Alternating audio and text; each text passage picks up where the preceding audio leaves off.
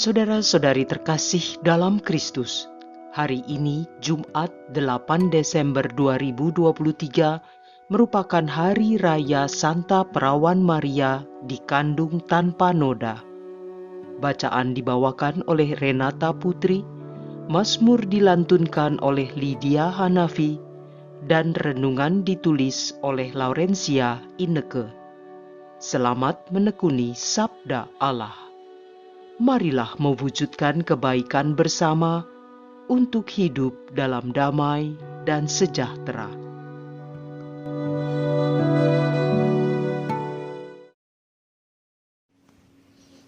Dalam nama Bapa dan Putra dan Roh Kudus. Amin.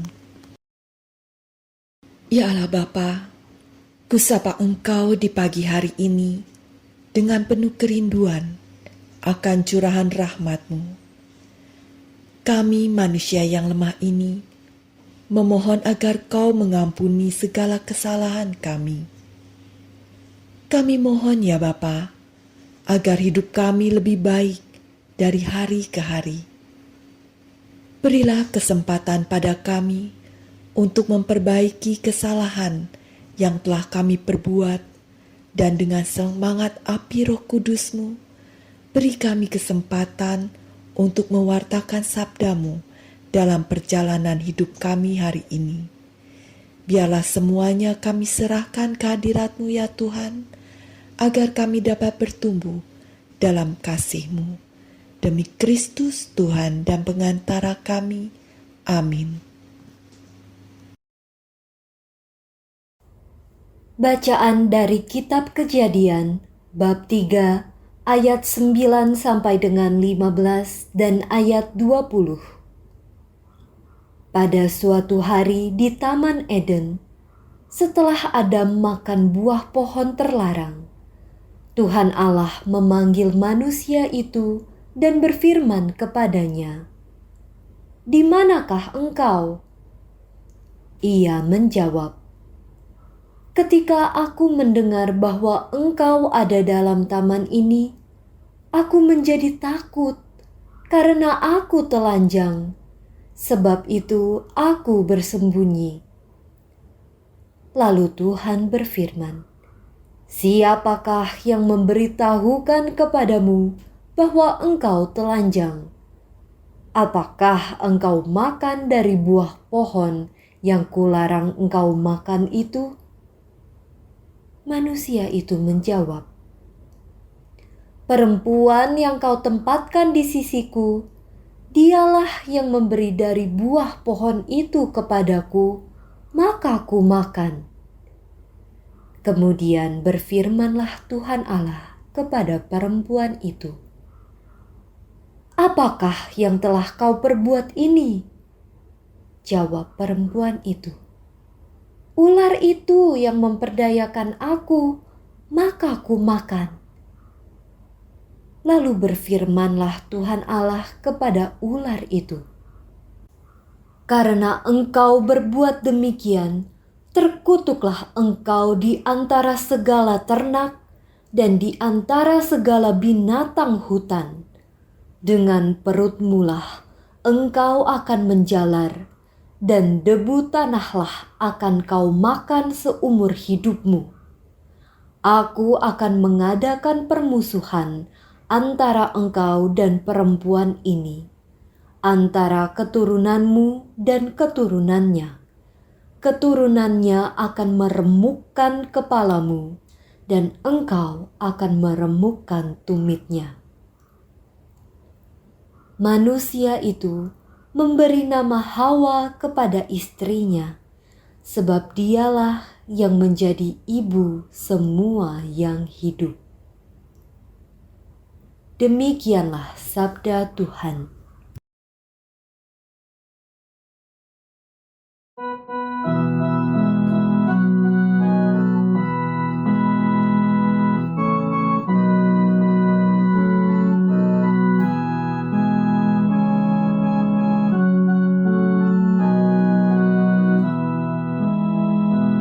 Nyanyikanlah lagu baru bagi Tuhan, sebab Ia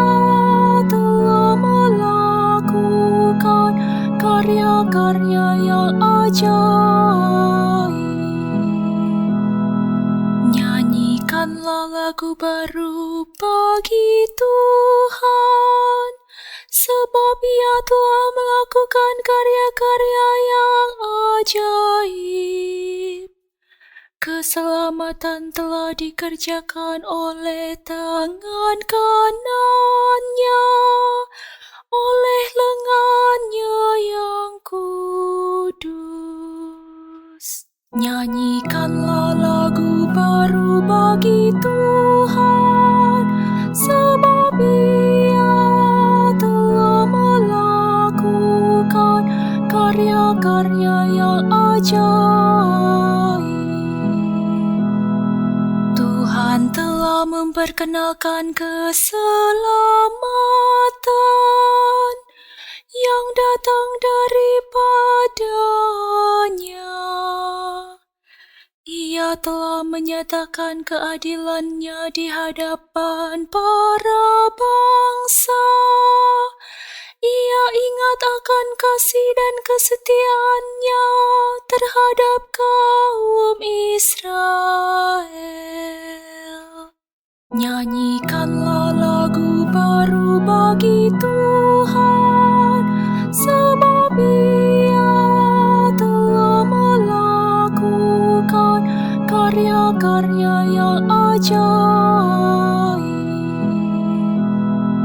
Segala ujung bumi telah melihat keselamatan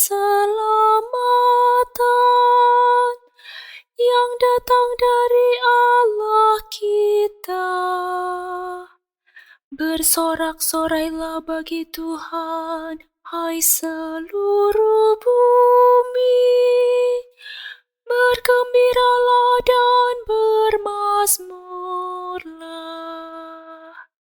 Nyanyikanlah lagu baru bagi Tuhan, sebab Ia telah melakukan karya-karya yang ajaib.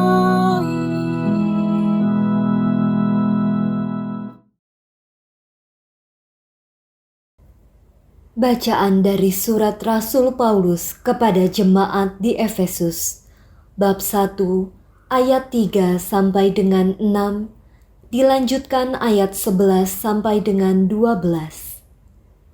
Saudara-saudara, terpujilah Allah dan Bapa Tuhan kita Yesus Kristus, yang dalam Kristus telah mengaruniakan kepada kita segala berkat rohani di surga. Sebab di dalam Dia, Allah telah memilih kita sebelum dunia dijadikan, supaya kita kudus dan tak bercacat di hadapan-Nya. Dalam kasih, Ia telah menentukan kita dari semula untuk menjadi anak-anak-Nya oleh pengantaraan Yesus Kristus sesuai dengan kerelaan kehendak-Nya, supaya terpujilah kasih karunia-Nya yang mulia yang dikaruniakan-Nya kepada kita di dalam Dia yang dikasihi-Nya. Aku katakan di dalam Kristus, karena di dalam Dialah kami mendapat bagian yang dijanjikan Allah, yakni kami yang dari semula ditentukan untuk menerima bagian itu sesuai dengan maksud Allah, yang di dalam segala sesuatu bekerja menurut keputusan kehendak-Nya. Dengan demikian, kami yang sebelumnya telah menaruh harapan pada Kristus, ditentukannya supaya menjadi pujian bagi kemuliaan-Nya. Demikianlah sabda Tuhan.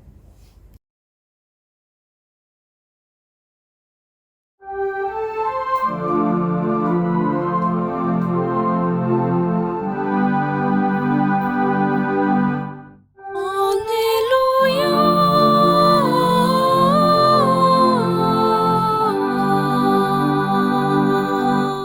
Salam, hai engkau yang dikaruniai, Tuhan menyertai engkau. Haleluya.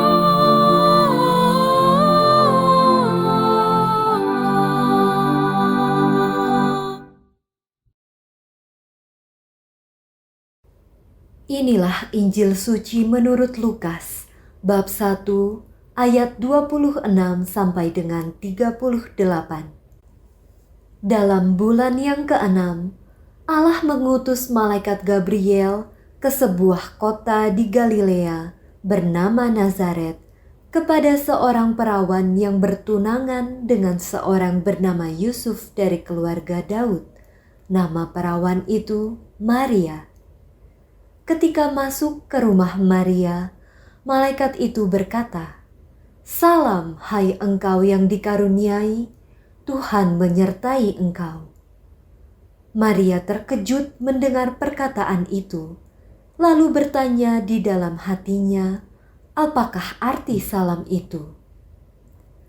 Kata malaikat itu kepadanya, "Jangan takut, hai Maria, sebab engkau beroleh kasih karunia di hadapan Allah. Sesungguhnya engkau akan mengandung dan akan melahirkan seorang anak laki-laki, dan hendaklah engkau menamai dia Yesus. Ia akan menjadi besar dan akan disebut Anak Allah yang Maha Tinggi. Dan Tuhan Allah akan mengaruniakan kepadanya tahta Daud, bapa leluhurnya. Ia akan menjadi raja atas kaum keturunan Yakub sampai selama-lamanya, dan kerajaannya tidak akan berkesudahan." Kata Maria kepada malaikat itu, "Bagaimana hal itu mungkin terjadi karena aku tidak bersuami?" Jawab malaikat itu kepadanya, "Roh Kudus akan turun atasmu, dan kuasa Allah yang Maha Tinggi akan menaungi engkau. Sebab itu, anak yang akan kau lahirkan itu akan disebut kudus, Anak Allah. Dan sesungguhnya Elisabet sanakmu itu, ia pun sedang mengandung seorang anak laki-laki pada hari tuanya. Dan inilah bulan yang ke-6 bagi dia yang disebut mandul itu. Sebab bagi Allah tidak ada yang mustahil." Maka kata Maria, "Sesungguhnya aku ini adalah hamba Tuhan. Terjadilah padaku menurut perkataanmu itu." Lalu malaikat itu meninggalkan dia. Demikianlah sabda Tuhan.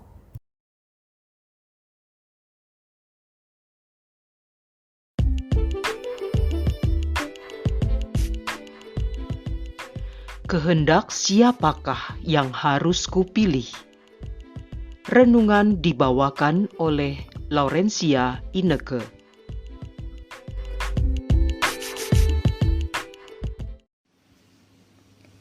Shalom, pendengar The Power of Word dimanapun berada. Salam damai buat kita semua. Alangkah bahagianya jika seorang istri mendengar kabar bahwa ia mengandung. Berita sukacita ini pasti segera ia umumkan. Pertama kali tentu pada suaminya, kemudian keluarga dan handai tolan. Semua tentu turut berbahagia mendengar kabar akan ada bayi mungil yang akan lahir kelak. Namun akan menjadi kabar yang menakutkan ketika mendapat kabar bahwa seseorang wanita mengandung tanpa seorang suami. Kilasan-kilasan kejadian mengerikan pasti terlintas dalam pikiran, menangis, menyesal, dan ketakutan menghampirinya. Sobat terkasih, dapat dibayangkan bagaimana perasaan Bunda Maria saat itu. Malaikat bukannya membawa kabar gembira buat dirinya, namun kabar bahwa ia akan mengandung dan akan melahirkan seorang anak laki-laki, Anak Allah yang Maha Tinggi, dan itu terjadi karena Roh Kudus. Berita itu tentunya sangat mengerikan buat Maria karena ia belum bersuami. Namun sungguh di luar nalar kita sebagai manusia biasa. Maria menyahut, "Aku ini hamba Tuhan, jadilah padaku menurut perkataanmu itu. Pasti terlintas dalam pikiran kita, mengapa Bunda Maria berkata begitu? Bagaimana Maria mengatasi rasa takutnya? Bagaimana bisa? Hari ini umat Katolik seluruh dunia memperingati Hari Raya Santa Perawan Maria dikandung tanpa noda. Paus Pius IX pada tanggal 8 Desember 1854 menetapkan dogma Perawan Maria tanpa noda. Sesungguhnya perayaan ini dirintis oleh Gereja Timur dan menjadi tradisi dalam ritus Latin pada tanggal 8 Desember sejak ditetapkannya pada tahun 1476 oleh Paus Sixtus IV.